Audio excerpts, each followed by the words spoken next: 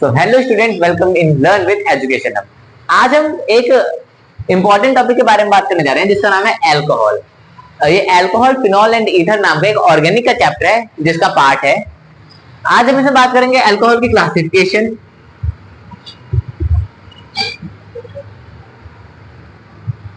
जो कि फिनॉल की भी सेम ही होती है। ईथर का थोड़ा डिफरेंट होती है चीजें, और ईथर को हम अलग से पढ़ेंगे। आज हम जो अल्कोहल में पढ़ेंगे वो चीजें कुछ फिनॉल पे भी अप्लाई होंगी, तो मैं बताते हुए चलूंगा। मैं लिख भी देता हूँ।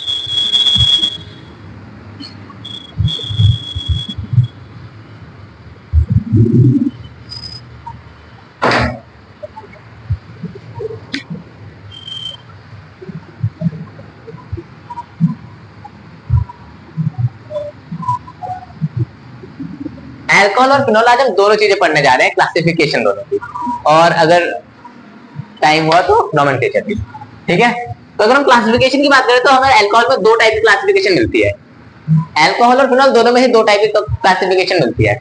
सबसे पहले तो हम बात करते हैं अल्कोहल में कौन से दो टाइप की। एक तो होती है नंबर ऑफ OH ग्रुप के बेसिस पर। OH ग्रुप क्या होता है? अल्कोहल में OH ग्रुप होता है। OH एक ग्रुप है, फंक्शनल ग्रुप है, जिसका मतलब है कि वो एक कंपाउंड बना रहा है जो कि अल्कोहल है। इसका जो सफिक्स लगता है वो ऑल लगता है। ये बहुत बेसिक सी चीज है, ये तो नोमेनक्लेचर में बताई जाएंगी, और ये बहुत ही इंपॉर्टेंट है, ये पता ही होती है जनरली। समझ में आया? इतना याद हुआ? अल्कोहल OH ग्रुप लगा है तो अल्कोहल है। ठीक है, तो कितने OH ग्रुप लगे हैं, सबसे पहले क्लासिफिकेशन इसके बेसिस पे होती है कि कितने OH ग्रुप लगे हुए हैं। ठीक है, इसके बाद दूसरी क्लासिफिकेशन होती है डिग्री के बेसिस पे। किसके बेसिस पे? डिग्री के बेसिस पे। सबसे पहली classification number of OH group, और दूसरी डिग्री के बेसिस पे। तो अब सबसे पहली क्लासिफिकेशन की अगर हम बात करें, जो नंबर ऑफ OH ग्रुप के बेसिस पे होती है, मान लो CH3 CH2 CH2OH है। इसमें कितने OH ग्रुप नजर आ रहे हैं? यहाँ पे नहीं है, यहाँ नहीं है, यहाँ नहीं है, ये एक लौता एक OH ग्रुप नजर आ रहा है। एक को क्या बोलते हैं? मोनो। तो ये हो गया हमारा एक मोनोहाइड्रिक कंपाउंड।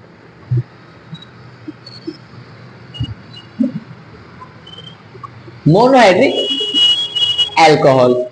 समझ में आया? ये एक एलिफेटिक अल्कोहल है। एलिफेटिक क्यों है? क्योंकि एक लीनियर चेन है और उसके आगे OH ग्रुप लगा हुआ है, तो एक एलिफेटिक अल्कोहल है। और क्योंकि एक ही अल्कोहल ग्रुप लगा हुआ है इसलिए मोनोहाइड्रिक अल्कोहल है। अगर मैं सेम ऐसे बात करूं, CH3 CH2 इधर OH ग्रुप एंड इधर भी OH ग्रुप, तो ये इसमें मुझे टोटल 2 OH ग्रुप दिख रहे हैं पूरे कंपाउंड में, इसलिए ये एक डाइहाइड्रिक है। Dihydric alcohol. ठीक है, इसमें एक है, इसमें दो है। अगर मुझे ट्राइहाइड्रिक अल्कोहल बनाना है तो मैं ऐसा बना सकता हूं, CH2 ही ले लेते हैं, CH2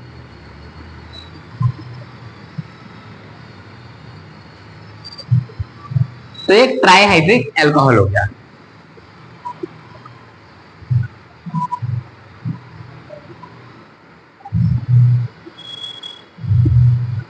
ठीक है, इजी है, बट इतना नोट कर लेना है। अगर मैं एक ऐसा कंपाउंड बनाऊं जिसमें एक ही कार्बन पे 2 अल्कोहल ग्रुप लग गए, तो वो क्या मोनोहाइड्रिक डाइहाइड्रिक होगा?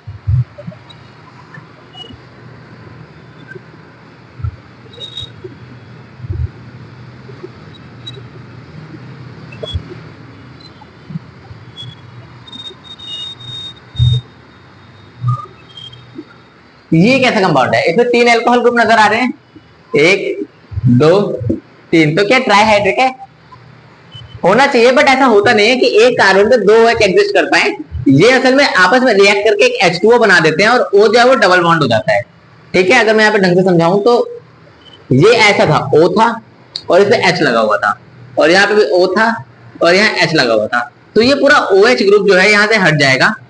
ठीक है, अब ये वाला एक बॉन्ड फ्री हो गया। कार्बन के कितने? 1 2 3 और 4 बॉन्ड है, तो ये बॉन्ड फ्री हो गया। तो किसी के साथ तो लगना है, अभी तो बॉन्ड है ही नहीं, और OH अलग हो गया है, और इसका ये वाला हाइड्रोजन अलग हो जाएगा, और ये इधर आके इस OH से जुड़ जाएगा, तो ये H2O बन जाएगा। H2O अलग हो जाएगा, और जो हाइड्रोजन अलग हुआ है यहाँ पे, इस OH को भी दो बॉन्ड बनाने हैं और इस कार्बन को भी एक बॉन्ड एक्स्ट्रा बनाना है, तो ये बॉन्ड यहां बन जाएगा और ये डबल बॉन्ड हो जाएगा। तो असल में ये होगा मोनोहाइड्रिक, क्यों? क्योंकि एक ही OH ग्रुप है इससे। अगर एक कार्बन पे दो अल्कोहल हैं तो वो एग्जिस्ट नहीं करते, ठीक है। वहां पे एक डबल बॉन्ड O आ जाता है और एक H2O वहां से निकल जाता है। समझ में आया?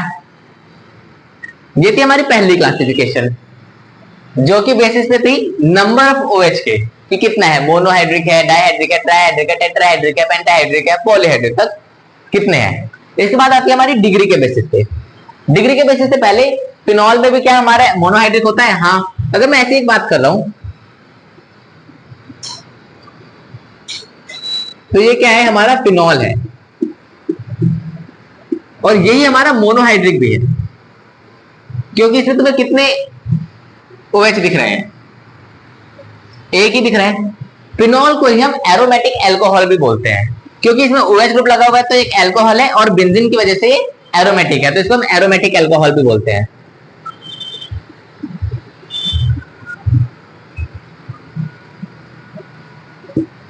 फिनॉल को ही एरोमेटिक अल्कोहल बोला जाता है, एक मोनोहाइड्रिक कंपाउंड है। लेकिन अगर मैं बात करूं कि मैंने इसके यहां पे एक और OH ग्रुप लगा दिया, तो ये क्या फिनॉल रहेगा? नहीं, इसका नाम चेंज हो जाएगा। अब हो जाएगा, अगर इसको 1 2 3 तो 1,3 बेंजीन, 1,3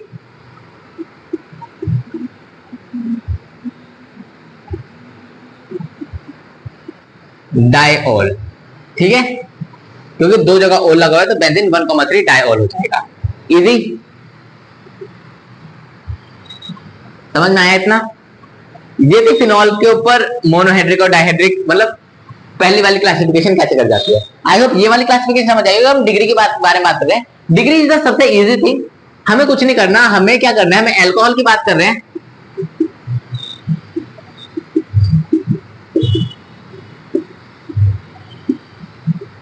हमें इतना देखना है कि जो OH है, OH तो सिंगल बॉन्ड बना सकता है, तो OH ने एक ही बॉन्ड बनाया होगा और किसी कार्बन के साथ बनाया होगा, तो वो OH ने जब किसी कार्बन के साथ बॉन्ड बनाया तो उस कार्बन को पकड़ लो जिस कार्बन के साथ OH जुड़ा हुआ है, और देखो उस कार्बन में और कितने कार्बन जुड़े हुए हैं। तो अगर मैं इधर बात करूं तो ये OH जिस कार्बन से जुड़ा हुआ है उस कार्बन पे इधर तो कोई कार्बन नहीं जुड़ा, इधर भी नहीं जुड़ा, इधर एक कार्बन जुड़ा है, तो सिर्फ ये मत देखो कि उसके पीछे और कार्बन है, नहीं, बस ये वाले कार्बन पे एक ही कार्बन जुड़ा हुआ है, ओनली वन कार्बन, तो इस OH की डिग्री 1 डिग्री हो जाएगी। समझ में आया? अगर मैं सेम ऐसे दूसरा एग्जांपल लूं और ऐसे बोलूं कि यहाँ पे एक कार्बन है, यहाँ एक कार्बन है, यहाँ पे एक कार्बन है, यहाँ पे एक कार्बन है और इसके ऊपर OH लगा हुआ है, तो ये OH जिस कार्बन से जुड़ा है वो अभी भी एक ही कार्बन से जुड़ा हुआ है। कितने कार्बन से? ये कार्बन दो से जुड़ा है वो अलग बात है, लेकिन ये कार्बन जो OH से जुड़ा है वो एक ही कार्बन जुड़ा है, तो ये OH भी 1 डिग्री होगा। लेकिन अगर मैं यहाँ पे एक और कार्बन जोड़ देता और यहाँ पे एक और कार्बन जोड़ देता तो अब ये 1 डिग्री नहीं रहता। क्यों? क्योंकि अब ये जिस कार्बन जुड़ा है वो कार्बन आगे 3 कार्बन से जुड़ा हुआ है, तो ये 3 डिग्री हो जाता। समझ में आया? इजी है।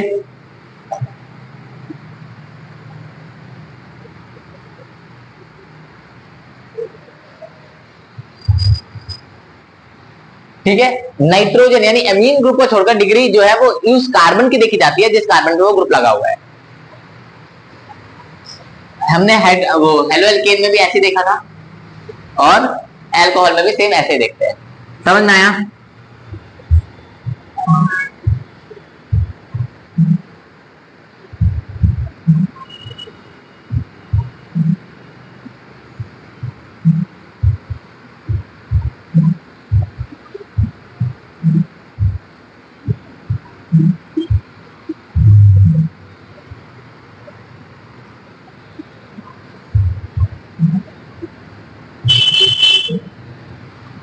यहाँ पे टोटल 1 2 3 4 5 है, तो एक पेंटाहाइड्रिक कंपाउंड है।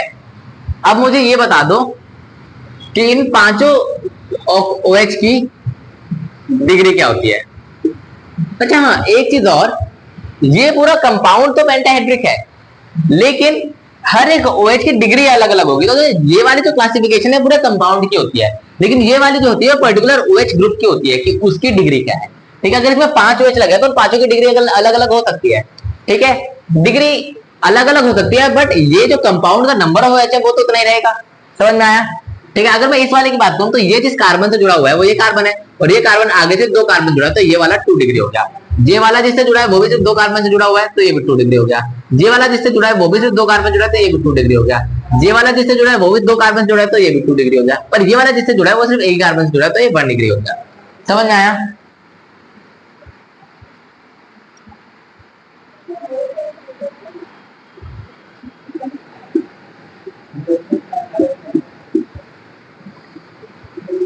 ये क्या है? ये OH जिस कार्बन से जुड़ा हुआ है उस कार्बन की इस टाइम पे किसी और कार्बन से कनेक्टिविटी ही नहीं है, वो कार्बन अकेला है। असल में मिथेनॉल है और मिथेनॉल एग्जिस्ट करता है, पर इसकी डिग्री क्या है? क्या इसकी कोई डिग्री नहीं है? या ये किसी कार्बन से नहीं जुड़ा तो क्या इसकी डिग्री 0 है? कायदे से 0 होनी चाहिए, बट क्योंकि ये केमिस्ट्री है और ये किसी बात नहीं सुनती, तो ये बोलते हैं ये भी 1 डिग्री है। पर ये नॉर्मल 1 डिग्री नहीं है, ये सुपर 1 डिग्री है। सुपर 1 डिग्री वो, अगर ये यहाँ पे किसी एक कार्बन से जुड़ गया होता तो ये 1 डिग्री हो जाता, पर क्योंकि ये किसी कार्बन से जुड़ा, सिर्फ हाइड्रोजन से जुड़ा हुआ है और इसलिए एक भी कार्बन से कनेक्ट नहीं है, इसलिए इसको सुपर 1 डिग्री बोला जाता है। क्लासिफिकेशन समझ में आया? अगर मैं नोमेनक्लेचर की बात करूं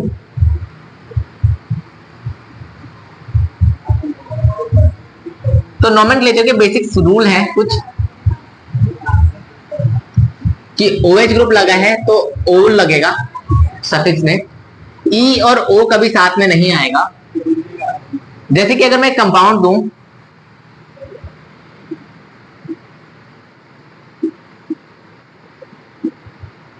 तो इसका नाम होना चाहिए, अगर आप एनसीईआरटी में देखोगे तो यहाँ पे बड़ी कंफ्यूजन होती है कि हम बाकी सारे नॉर्मल नाम लिखते हैं तो E हटा देते हैं, इस वाले में नहीं हटाते। ये क्या है? प्रोपेन, प्रोपेन या E लगाया हुआ है एनसीईआरटी में। 1 2 3 ट्रायोल, ठीक है। लेकिन अगर ऐसे ही कुछ होता, सिर्फ AQH होता, तो हम लिखते इसको प्रोपेन, E नहीं लगाते, और 1 ऑल, ठीक है, ऐसा लिखते। यहाँ पे नाम तो समझ आ गया होगा, इसमें 3 ऑल लगे हैं और तीनों 1 2 3 पोजीशन पे लगे, इसमें से 1 पे लगा हुआ है, इसलिए ऐसा हुआ है। लेकिन ये E का क्या चक्कर है? E का चक्कर ऐसा है कि देखो यहाँ पे हमारे पास 3 ऑल थे, तो हमारे हमने ट्राई ऑल लिखा है और ट्राई में O पीछे चलेगा, स्टार्टिंग में T है, इसकी वजह से यहाँ पे E आया है, क्योंकि E और T साथ में आ सकते हैं। पर यहाँ पे अगर मैं E लिख देता तो E और O साथ में आ जाते, जो कि नहीं आ सकते, इसलिए यहाँ पे ऐसा हुआ है, ठीक है। बाकी सारे एनसीईआरटी में एग्जांपल्स है, वो सब आप ट्राई करना। अगर कुछ नहीं आते तो कमेंट सेक्शन में बता देना। आई होप ये वीडियो आपको पसंद आया होगा, और इसके आगे का चैप्टर हम पढ़ेंगे नेक्स्ट वीडियो में। Thank you.